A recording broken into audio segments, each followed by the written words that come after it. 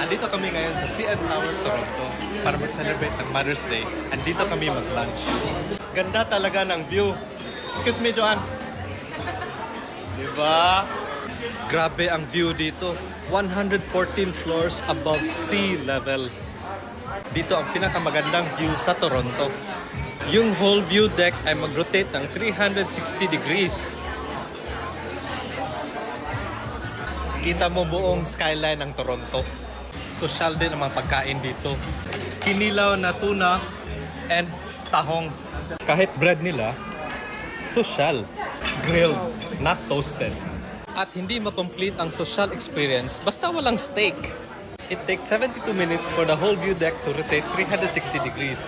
So iba-iba ang view mo, the whole course meal. Sa mga mahilig sa Oman, I highly recommend this restaurant. Dahil sa sobrang mahal ng pagkain dito, makaka 1 meal ka lang talaga.